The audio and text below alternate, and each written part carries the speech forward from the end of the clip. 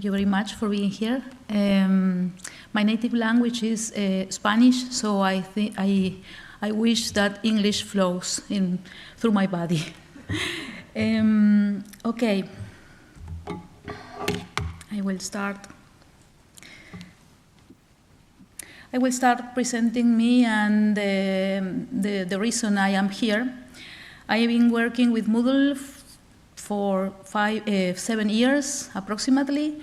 I've started with my own site for my own courses and learning how to use it, how to install it, and little by little I added more functionality. I've started with a little campus with documents and videos, and then I've added quizzes, interactive activities, assessments, and competencies through the years.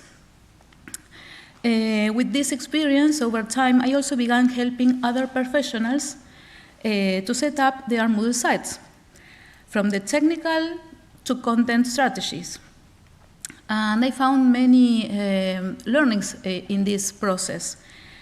What makes my journey different is the context.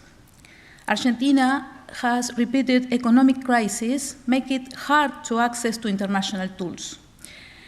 That really pushed us to adapt, to keep projects alive even with very limited resources. Today, I want to talk about bridges that connect knowledge, people, and technology. This presentation comes from my own experience and from supporting other educators and small businesses.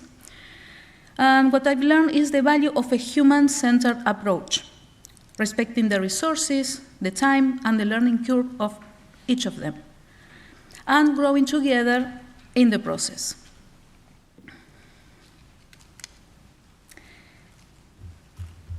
So, why so many educators stay offline? Maybe it is not a problem of Argentinians. I want to share the reality of many professionals in emerging economies. They are knowledgeable entrepreneurs. They have a lot of knowledge to share and expertise and the ability to teach and motivate other people. But in practice, most of them face serious challenges. Many are one-person businesses doing everything themselves, creating contents, teaching, managing finances, marketing, even answering emails. Hiring staff is rarely possible because budgets are limited in my country and maybe in yours too. And with so many responsibilities, there's no time or energy to build new digital systems or to create new content. But the need to grow and modernize is strong in my country. The talent and professional level are there, and the potential to reach audiences in the world is real. But without the right tools and support, much of that knowledge remains offline. And this is not only true in Argentina. Probably some of you recognize some similar situations. The challenge is not lack of motivation. It's about having the right support, realistic guidance, and a clear path forward.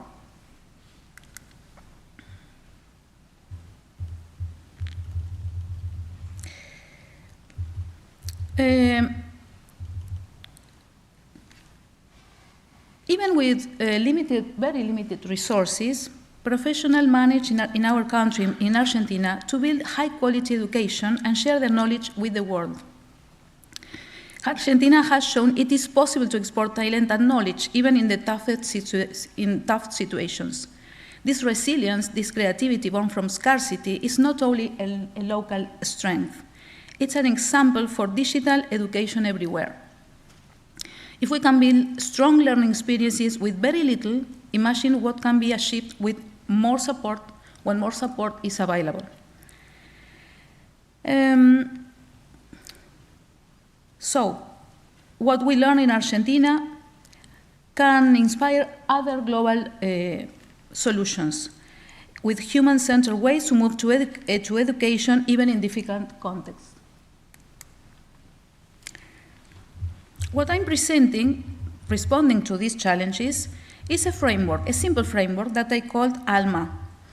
In Spanish, ALMA means soul.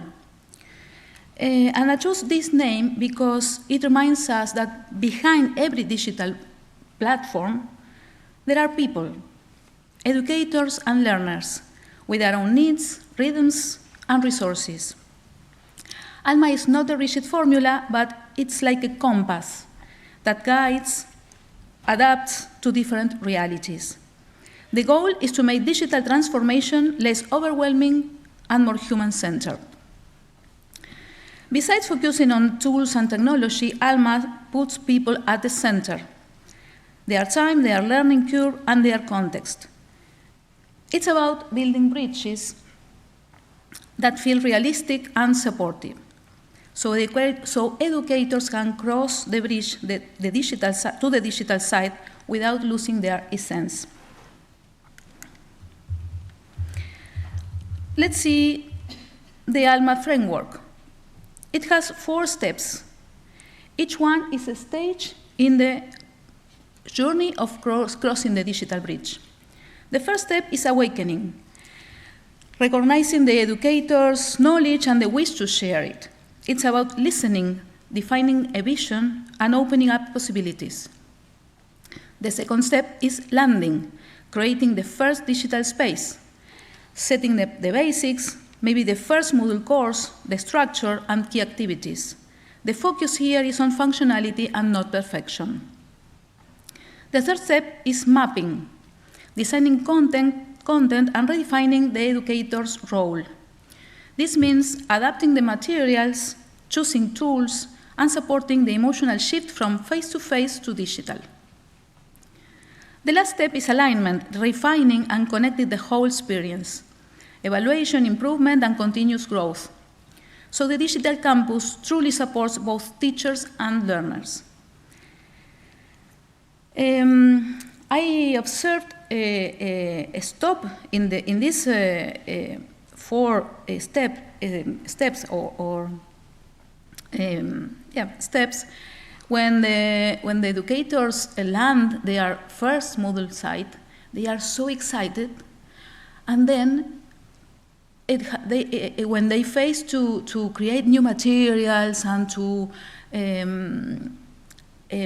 go through the digital bridge, it's very, very depressing, and they need support. They need to be listened and to be guided in that job.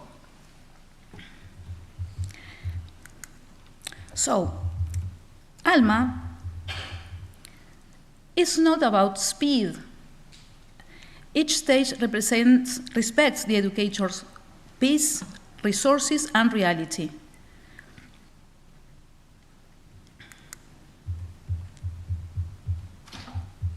So now, where does Moodle, whether Moodle comes in this scene, come in? Moodle is more than a platform, you know, and it's an ally. It adapts to each educator's rhythm and reality. You don't need to start big. You can begin with one simple course and simple materials, and then expand step by step through a whole ecosystem. This gradual growth supports not only learner-centered education, but also educator-centered change. Moodle is not just a tool, it's a human-centered companion in digital education. So, start small, stay simple, scale with purpose. And now we are going to add a new piece, artificial intelligence. AI enriches human-centered Moodle journey. It does not replace the educators, but empowers them. With AI, many tasks may become faster and lighter. Drafting content, creating activities, finding inspiration for new ideas, for teaching. It can spark creativity when you feel stuck and give you the confidence to try new approaches. AI doesn't change the destination, but it makes the bridge easier to cross. let's see how AI can help in our journey. AI can take much of the heavy tasks, drafting lessons, quizzes, glossaries, and summaries in seconds. It can also suggest learning paths, rubrics, and even competencies you might not have thought of. It opens new doors for creativity, generating prompts, interactive activities, or multimedia resources that make courses more engaging. AI also can act as a friendly assistant. I don't know if you tried it. Drafting feedback, offering guidance, and even helping troubleshoot issues inside Moodle. All of this saves time, reduces stress, and creates more space for what truly matters: teaching, connecting with the learners, and inspiring growth. So, to synthesize all.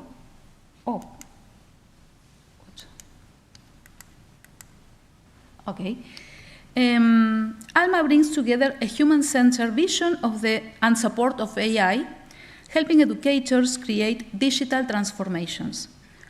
For me, it's not just about technology. Technology is really important, but it's also about people.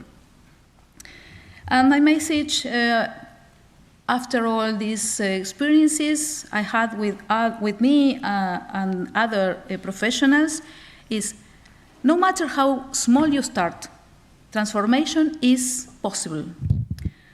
And when we combine human creativity, Moodle as an ally, and the power of AI, we can truly build bridges that connect knowledge, people, and opportunities.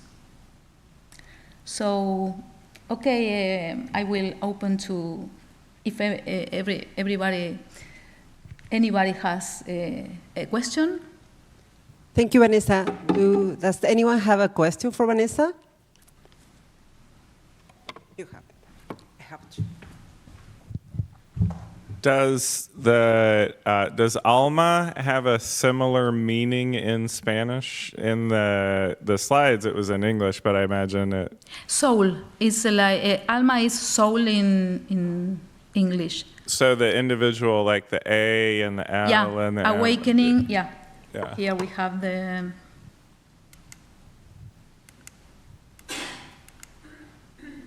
This. But you frame it in English, right? The alma concept you frame it in English. Yeah. Okay. Awakening, landing, mapping, and alignment. Alma, it's a. Sorry, I have a question. So, you were sharing that, and I feel that because I'm from Argentina too, so I can relate to this content.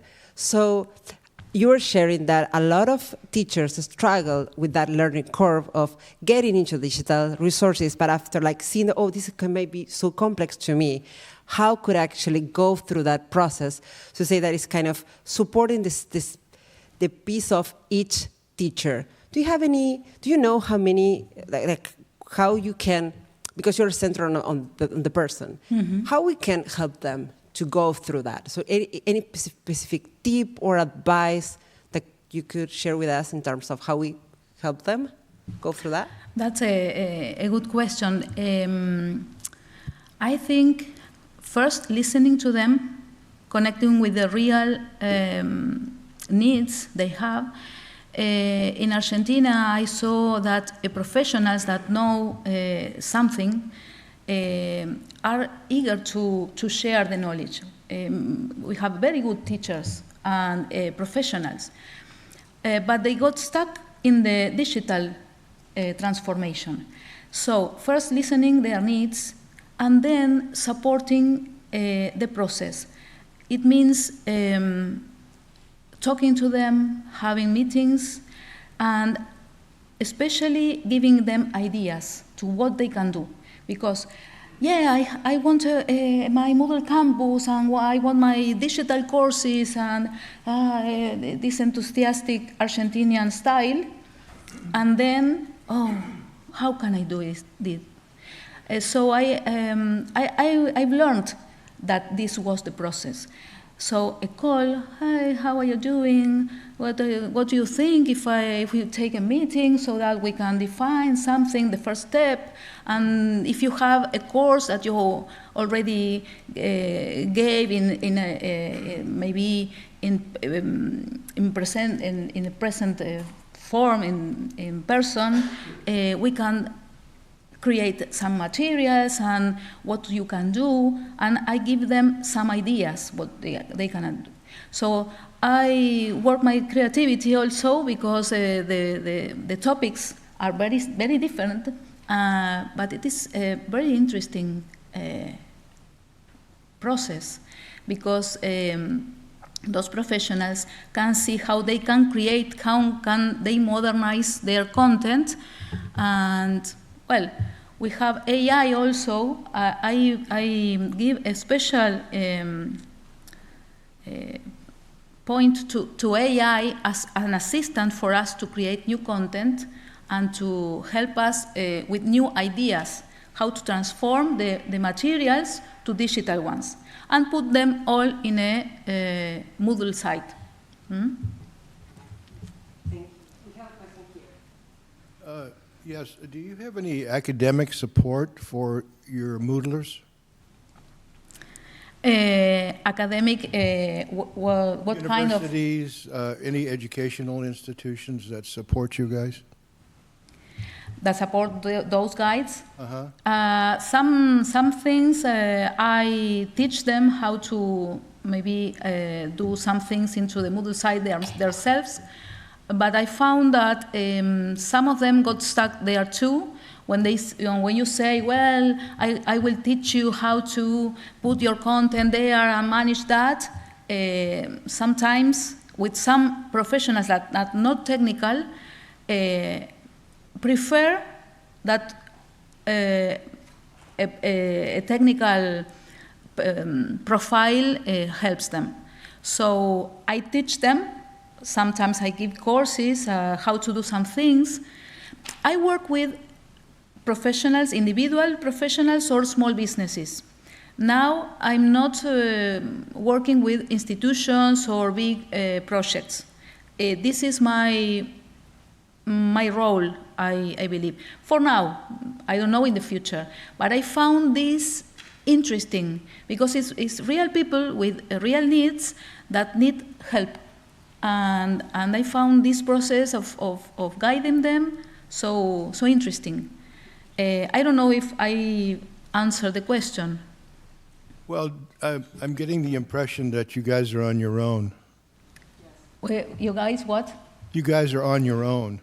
You were alone. Yeah. Yeah, you have no academic Yeah, because institutions saying, yeah, come on and we'll help you out. yeah, we are alone as a country because in the last years we had many instability, economic instability and crisis. So we got like a closed, I don't know how to say, but this put... You have a private club. Yeah, but it is not good. Yeah, it is very difficult to access tools, to be here also. So we are like opening, and I want to help other professionals and individual people that has a lot of motivation to do it.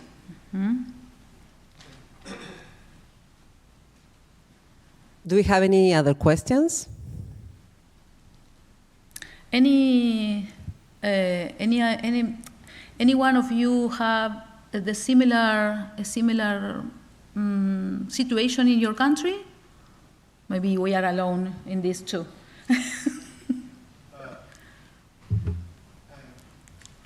Where are you from? I'm from Boise, Idaho, the United States, and I have a private counseling practice, and I do online counseling through Moodle. So I see clients remotely for the last 20 years, using Moodle, by the way. Yeah. And then I develop courses for clients who need it. So, Okay. yeah, but I don't have any academic support or anything. So Okay. it can be done. Yeah, of course. Always. Okay, let's give some applause to Vanesa. Vanesa, thank you so much. Have any questions? You can find Vanesa here. Thank you very much.